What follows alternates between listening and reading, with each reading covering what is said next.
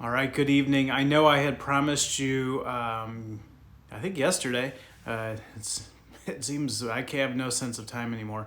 Anyway, I think I had promised yesterday that I would be starting a new format for these videos, but I talked it over with my boss, not the Archbishop, my boss, Mary Reichenbach, and she didn't think we were quite ready yet to roll out the next phase of these gratitude videos. So you're stuck listening to me again for another day or two while we get that ready. So what I wanted to focus, and came from some of you when I asked for suggestions, was to talk about the saints, which I think is a great idea. There's thousands and thousands of saints.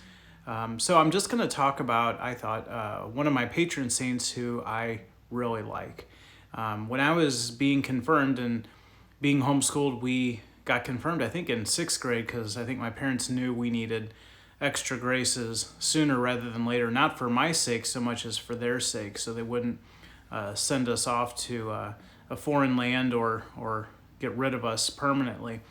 So we were confirmed a little bit early in 6th grade, and I was stuck between two saints. St. Joseph, who I always admired for his skill in fixing and building things, but the other guy, St. Lawrence, was the one I chose. The reason I picked St. Lawrence was that legend has it that he was kind of a smart aleck, really, and he was one of the original 7 deacons and told by the Roman emperor, "Bring me the treasure of the church, or you will die." And St. Lawrence was like, "Hey, what is the treasure of the church? The treasure of the church isn't gold, isn't silver, aren't priceless artifacts." That's what the emperor thought Catholics believed in. But he said the treasure of the church are the sick, the poor, the lame, the elderly. So at the end of the time period that the emperor gave him to produce the riches of the church, he brought to him all of these people who traditional society would say are worthless, are a pain, or a hindrance. And Lawrence very genuinely said, "Sir, these are the treasure of the church." Now, the emperor didn't have the same sense of humor Lawrence did, threw him in jail, and then sentenced him to death. And his death was particularly awful. He was roasted alive. And you'll see St. Lawrence in his paintings as usually holding like a grill or something.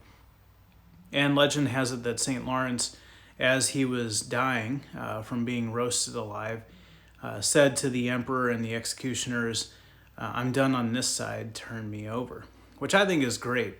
I don't want to say on camera what I would be saying if I was getting roasted alive. It certainly wouldn't be repeated in churches, and I probably would kill any chance I ever had of being a saint. But I do admire his great humor. And so that's why I chose him as a 6th grader, was for his sense of humor, but more importantly, kind of asking God and St. Lawrence for the grace to keep my sense of humor, hopefully, even in tough times, even when the going gets rough. So, we all have suffering, we all have sadness, we all have challenges that seem absolutely overwhelming and impossible. Certainly no one knew that more than St. Lawrence, but he kept his sense of humor with the grace of God, and not only that, he ended up with eternal life. So that sounds like a pretty good deal. So that's my reflection for tonight, would just be, when you're having a hard time keeping perspective and certainly maintaining a sense of humor, go to St. Lawrence and trust that he's going to help you. And if you ever find yourself on a massive barbecue pit being roasted alive for your faith, you won't have to think of your own hilarious joke.